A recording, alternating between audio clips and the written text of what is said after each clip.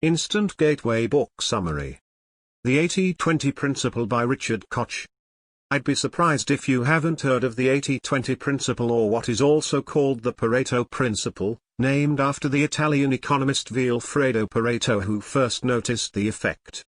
Most of us know or talk about it in general terms, but have we considered how using it as a true guiding principle can benefit our businesses and ourselves? In his book, The 80-20 Principle, The Secret of Achieving More with Less, Richard Koch does just that. He tells us by using the principle as a guiding light we can become more successful. If we can spot the few cases where the results relative to the effort are so much greater than usual, we can become so much more efficient in whatever task we want to accomplish. The 80-20 Overture. What is the 80-20 Principle? In simple terms, the 80-20 principle states that a minority of inputs or effort usually leads to the majority of the results, outputs or rewards. It doesn't always fall into the 80-20 ratio. It could be 90/10, 75/25, 85/15, or any ratio where general cause and effect are significantly imbalanced. The observation remained relatively dormant for a number of years but was resurrected during the quality revolution by Joe Juran, who combined the principle with statistical analysis to root our quality faults and improve reliability. Only after the ascendancy of Japanese goods did we sit up and take notice. Since then, the principle has influenced all industries: car, computing and consumer goods. Koch tells us that at the heart of the application of the principle is the process of substitution. If we can replace the 80% less effective activities and replace with more of the 20% effective activities, then productivity can increase. If we can focus more of our efforts on the 20% of our best customer and less on the 80% high maintenance customers, we can, in turn, increase our profitability. So why continue to make the 80% of products that only generate 20% of profits? As managers we rarely ask these questions, perhaps because to answer them would mean very radical action. It would mean to stop doing 4/5 of what we are doing. Chaos and tipping. Remember Jeff Goldblum as Ian Malcolm in the blockbuster movie Jurassic Park when he was trying to describe chaos theory? Well, I'm not going to try to do the same. But Koch suggests there is a correlation between chaos and Pareto, and that is the idea imbalance. Both theories suggest the world is not linear, and that cause and effect are rarely linked in an equal way. Some forces are always more forceful than others and will try to grab more than their fair share of resources. The 80-20 principle aligns to the feedback loops identified by chaos theory, whereby small initial influences can become greatly multiplied and produce highly unexpected results, which can only be explained in retrospect. Koch suggests there are always a few forces that have an influence way beyond their numbers, and these are the forces that we must identify and watch for. If they are forces for good, we should multiply them. If they are forces we don't like, we need to think very carefully about how to neutralize them. Also related to the idea of feedback loops is the concept of the tipping point. We've all read or have heard of Malcolm Gladwell's best-selling book, haven't we? Well, using this idea, Koch uses the example of an epidemic to show this might look or work. The tipping point is the point at which a low-level flu outbreak can turn into a public health crisis because of the number of people who are infected and can, therefore, infect others. The principle also applies in reverse, where small changes, like bringing new infections down to 30,000 cases from 40,000, can have huge effects. That's Pareto in practice. On the 80-20 highway, Koch gives us two concepts to consider: 80-20 analysis and 80-20 thinking. 80-20 analysis. 80-20 analysis examines the relationship between two sets of comparable data. One set of data is always a major sample of people or objects, usually a large number that can be turned into a percentage. The other set of data relates to some interesting characteristic of the people or objects that can be measured and also turned into a percentage. What is the 80-20 analysis used for? The 80-20 analysis in practice is used to change the relationship or to make better use of it, because that is where the advantage lies. One way to do this is to concentrate on the key causes of the relationship, the 20% of inputs that lead to 80% of the outputs. You could also do something about the underperforming 80% of inputs that contribute only 20% of the output. The goal here is to focus on the good and make better, or focus on the weak and make weaker. Koch gives a useful example. In US shopping malls, it has been found that women account for the greater percentage of the dollar value of all purchases. Simply put, women spend more. One way to increase the percentage of sales by men might be to build stores specifically designed for them. Koch gives us further advice on how we should approach the 80-20 analysis. He suggests when we use the 80-20 principle, we should be selective and go against normal thinking. We should not fall into the trap that the variable that everyone else is looking at is what really matters. This is linear thinking. The most valuable insight from the 80-20 analysis will always come from examining nonlinear relationships that others are overlooking, or may not be aware of. 80-20 thinking. Koch states that if we want the 80-20 principle to be a guide in our daily lives, we need something less analytical and more instantly available than the 80-20 analysis. What we need is 80-20 thinking. He suggests, 80-20 thinking requires us to spot the few really important things that are happening and ignore the mass of unimportant things. It teaches us to see the wood for the trees. To engage in 80-20 thinking, we need to constantly seek out the 20%. We will not always know the answers, but need to engage in some creative thinking to identify the few inputs or causes. The idea of 80-20 thinking is, therefore, a second phase to the 80-20 analysis. When we've identified an 80-20 cause, we need to decide if it is beneficial to our objectives. Will it help us get better? And, if so, how can we increase its impact? On the other hand, if it's not beneficial to our objective, we need to identify how we can frustrate its development. Koch suggests we focus.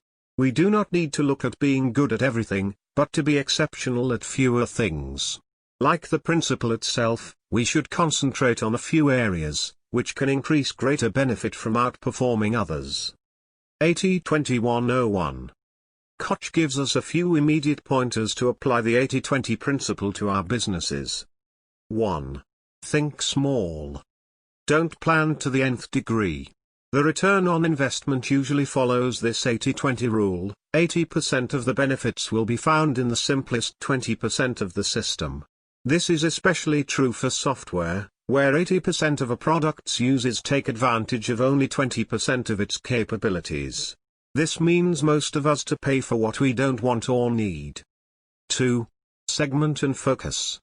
In any market, some suppliers will be much better than others at satisfying customer needs. Over time, 80% of the market will tend to be supplied by this 20% or fewer of the suppliers, most of whom will also normally be more profitable. To get a share, we need to divide the market up into segments and identify which segments are in the 20%. If we are in too many segments, we need to get out of those that fall within the 80%, or we need to analyze profitability to focus only on those where the 80-20 principle applies. 3. Make a killing. If you can identify where you're getting back more than putting in, you can up the stakes and make a killing. Similarly, if you can work out where you're getting back much less than investing, you can cut your losses. In this context, the where can be anything. It can be a product, a market, a customer or type of customer, a technology, a channel of distribution, a department or division, a country, a type of transaction, or even an employee, type of employee or team. 80-20 strategies. Koch claims unless we have used the 80-20 principle to redirect our strategy, the strategy is badly flawed. We don't have an accurate picture, and almost inevitably we are doing too many things for too many people. He suggests we need to identify which parts of the business are profitable, which are just breaking even, and which are disasters. In order to this, we need to conduct an 80-20 analysis of profits by different categories of business, such as product or product group / type, or by customer or customer group, for example. In the book, Koch provides a series of challenging investigations and asks the following questions. 80% of the profits made in any industry are made by 20% of firms. If you aren't one of these, what are they doing right that you're not? 80% of the benefit from any product or service can be provided at 20% of the cost. Many consumers would buy a stripped-down, very cheap product. Is anyone providing it in your industry? 80% of any industry's profits come from 20% of its customers. Do you have a disproportionate share of these? If not, what would you need to do to get it? When we've done the 80-20 analysis of the above, Koch says only then can we set our 80-20 strategy that focuses on the 80-20 principle. 80-20 scale. Here is Koch's hypothesis. Simple is beautiful, but business people love complexity. No sooner is a simple business successful than its managers pour vast amounts of energy into scaling it up. This, in turn, makes it much more complicated. Yet, the additional scale is rarely just more of the same. Even if the customer is the same, the extra volume usually comes from adapting an existing product, providing a new product, or adding more service. When business is simple, the chances are that it is closer to the customer. There is less management in the way.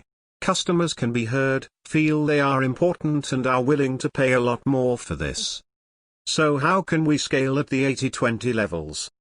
Koch suggests the following. We should let go of the less profitable customers and products, cut off most support and sales efforts, raise prices and allow sales to decline at 5 to 20%. By doing so, we can bring simplicity and profitability back. Why do this, you ask? Simply because difficult customers demand more resources. Become customer-centered for the few right customers. Successful marketing is all about a focus on the relatively small number of customers who are the most active in consuming your product or service. Focusing on 20% of your customers is a great deal easier than focusing on 100% of them. Focusing on all of your customers is an impossible undertaking, so why not choose to focus your time, energy and resources on those who impact your bottom line in a positive way? Koch gives us 4 steps to lock in our core customers. Step 1, identify who the 20% are. Step 2, provide exceptional service. Step 3, target new products and service solely at them, and Step 4, keep them forever. 80-20 decision making. Koch suggests we can make critical decisions in alignment with the 80-20 principle.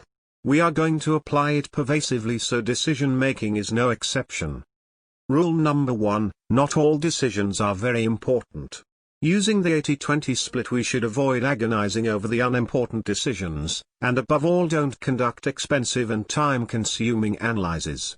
If it is unimportant and has a 51% probability of success, go for it. Rule number 2, the most important decisions are often those made by default because the chance to influence has passed. When this happens, no amount of data gathering and analysis will help you realize the problem or opportunity. What you need is intuition and insight, to ask the right questions rather than getting the right answers to the wrong questions. Rule number 3, for a critical decision, gather 80% of the data and perform 80% of the relevant analyses in the first 20% of the time available, and then make an assertive decision with 100% confidence. Generally, you won't be wrong. Rule number 4, simply, if what you have decided isn't working, change your mind earlier rather than later. Rule number 5, when something is working well, double and redouble your effort. You may not know why it's working so well, but push as hard as you can while the force is with you. Conclusion. That's it. This summary covers 20% of the value of the book, but there is another 80% of benefit to accrue if you spend 20% of your free time reading it. Pareto promises. Thanks for listening.